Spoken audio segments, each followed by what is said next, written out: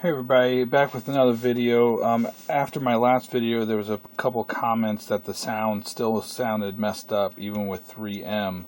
So I think it might be temperature related or something, because it sounds better when I first turn it on. So I'm going to record it right now. Start a game.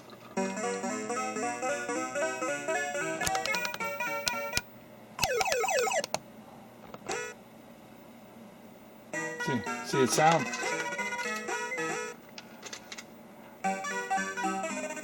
It sounds good. It's not garbled at all. I know that angle is kind of weird, but it sounds pretty decent.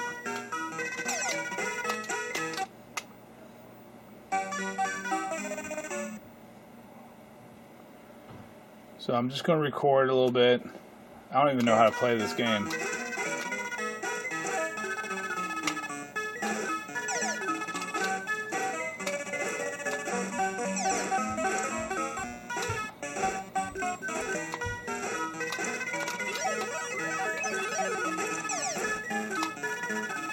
Oh, now it's starting to sound bad again. Take long. It sounds weird now.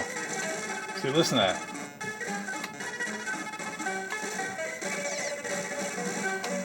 Sounds terrible now.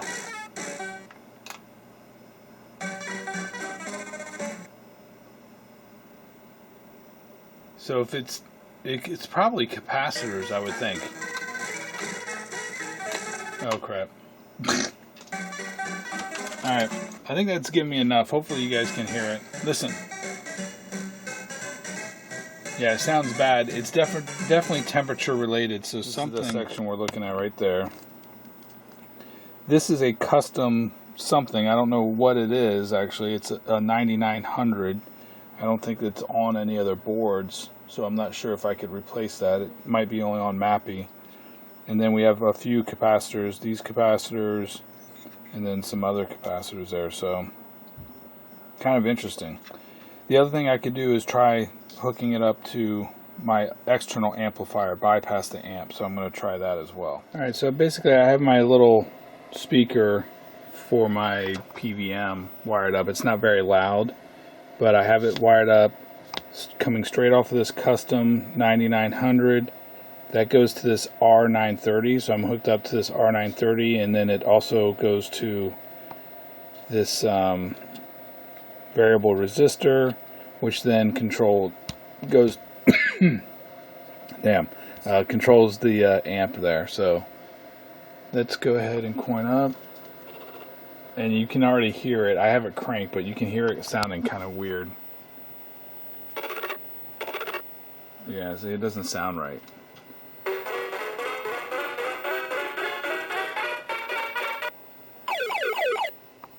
The color's off because I have to have it on my regular input line A. Yeah.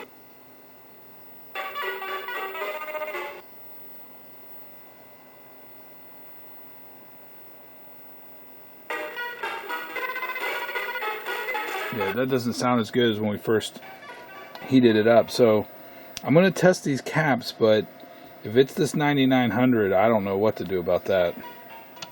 Alright, measuring some caps. I pulled out whatever that is, I can't even see it, C31. It's a 47 microfarad cap. It's reading 58 microfarads, so it's definitely drifting in its value there. I'll figure out the percentage here in a second. But if I test a brand new cap,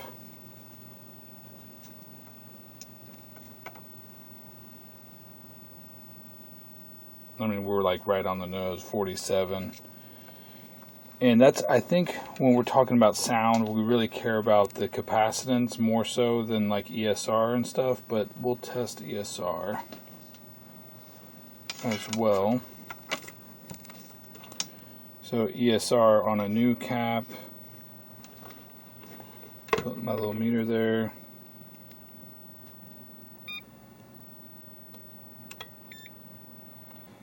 .5 ESR ohms, and on this one, oops, I'll do it again.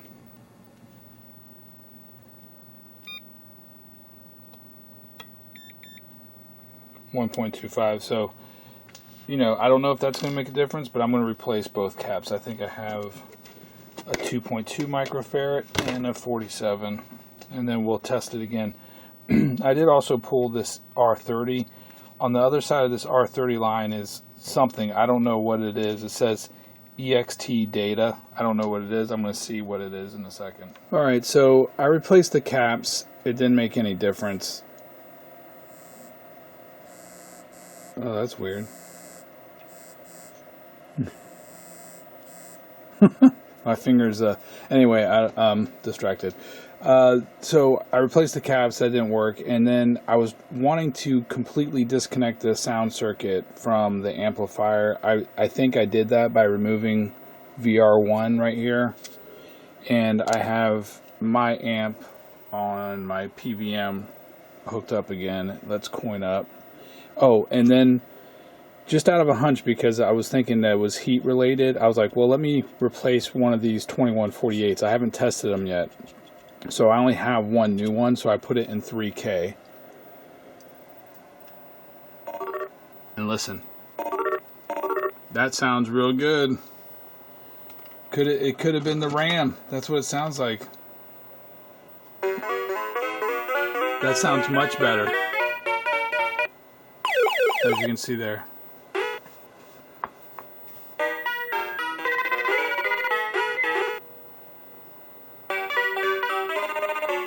Yeah, I don't hear any static at all. So that must have been coming from this RAM chip. I'm going to bring out my Neolock and test that, but I guess it was bad RAM.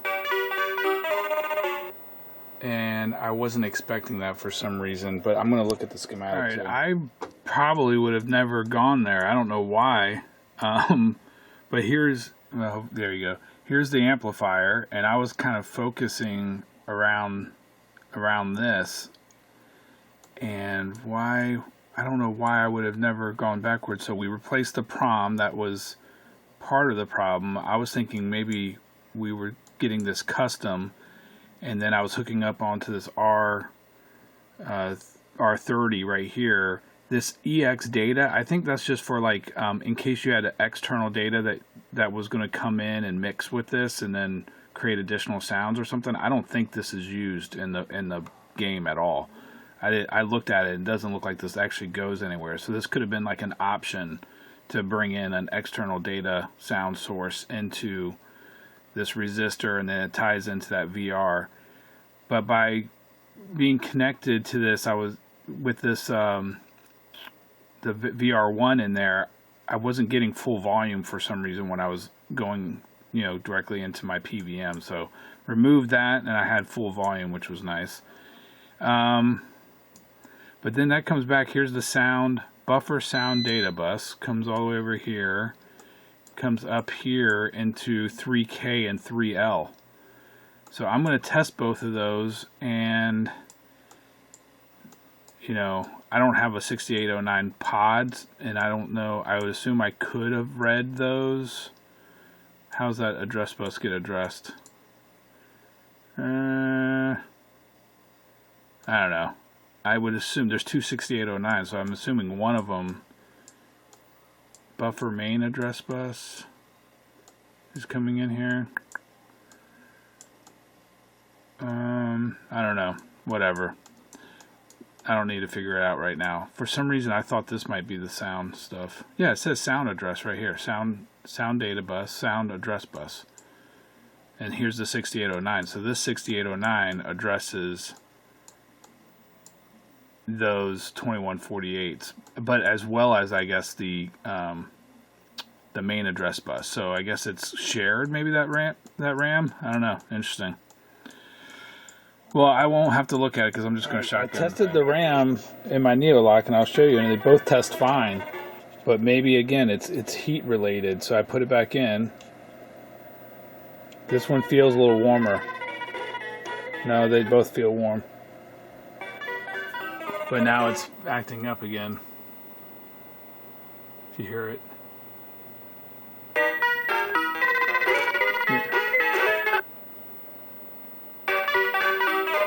It doesn't sound as good. Alright, Let me come back and put my other RAM chip in. Test it real fast. See, it says it's okay. Let me get the other one real quick. The other one says it's alright as well. Put a new... Oh, does that sound bad? No, that sounds good. I put a new chip in 3K, back in 3K, and it sounds good again. I think.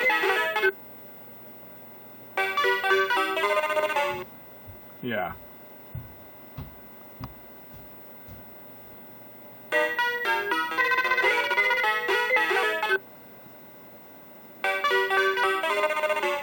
I don't know how I would have figured that out.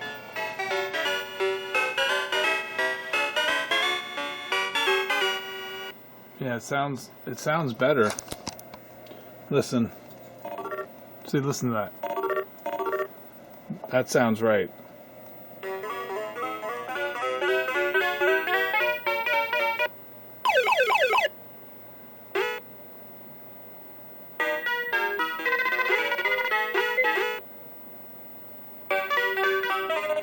I don't get it. I don't know. All right, listen to this. I tested this one.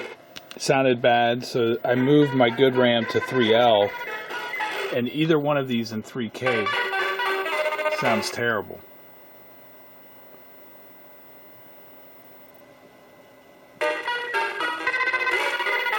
I wonder if it's just not responding fast enough or something because they're old.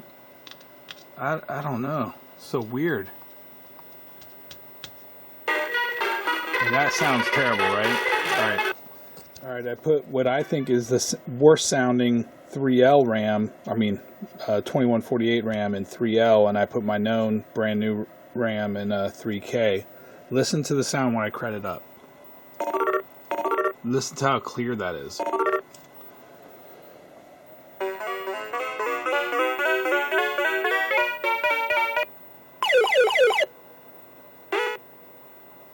Sounds great.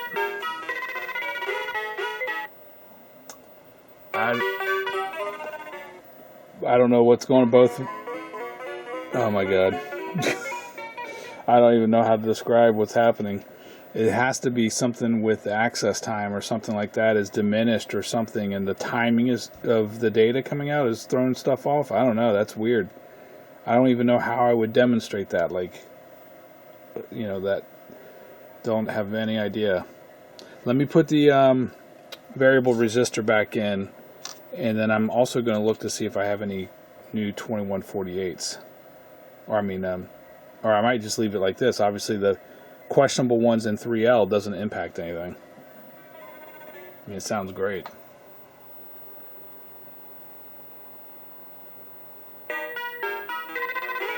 I think it'd be better just to replace them both, though. I don't know, that something sounds bad with both of them. I have my pot back in. I have my good RAM in 3K, my good 2148.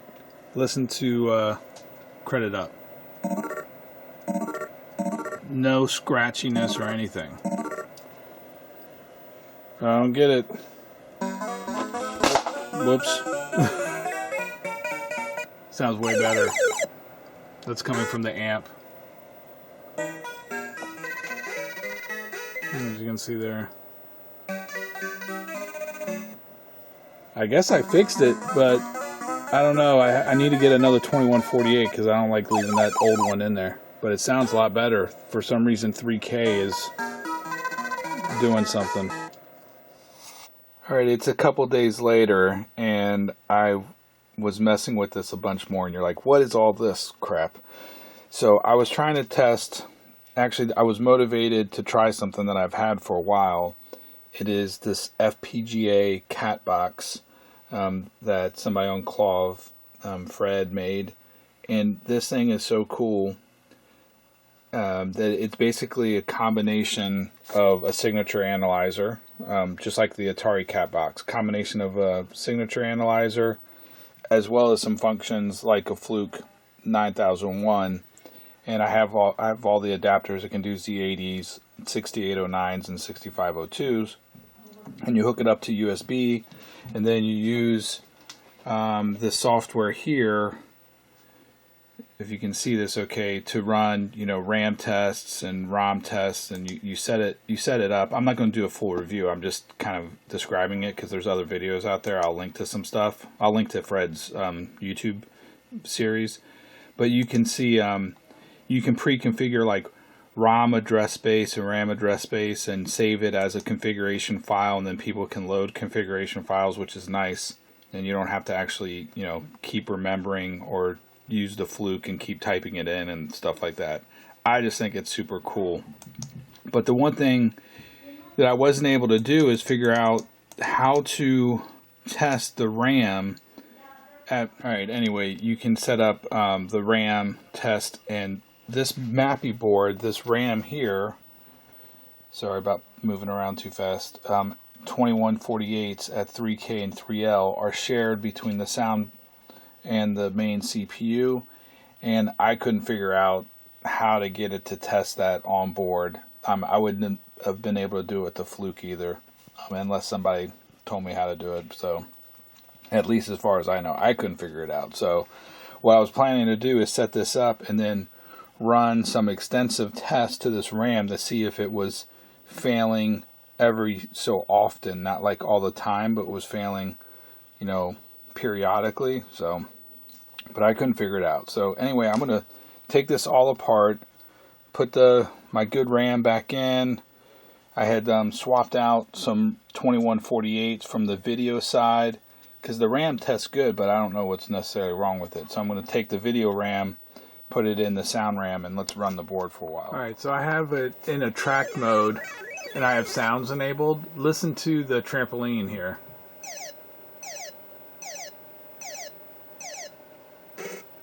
That doesn't sound real clear. The other parts sound fine, I think. But the trampoline sounds bad, and I have my suspect chip in 3L right now, so I'm going to switch it out here. Either that sounds normal or it's not that chip. I don't know. Oh, you didn't get to hear it. Dang it. Alright, here we go. I'll come back. Get to listen to this a little bit. That sounds normal.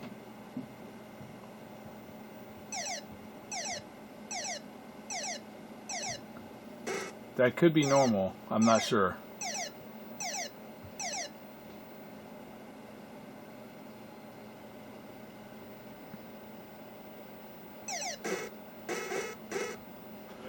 Alright, I just swapped them. Put in my good chip in 3K. And listen to the trampoline. Much better.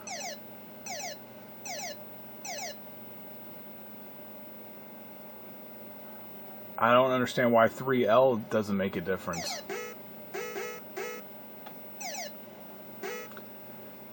But 3K makes a difference for some reason.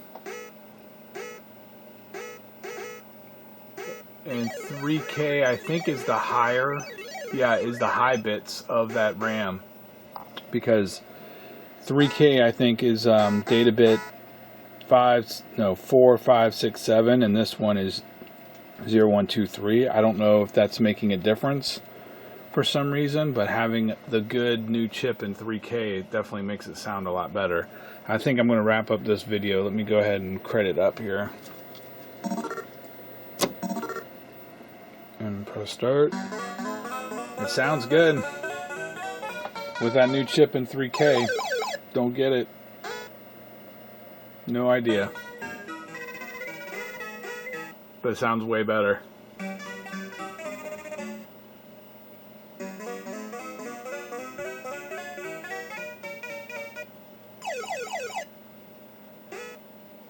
Alright, that's it, I think, guys. I mean, replacing the RAM in 3K with a new RAM chip is making it better. I don't know why. It's the high bit data bits of 3L and 3K.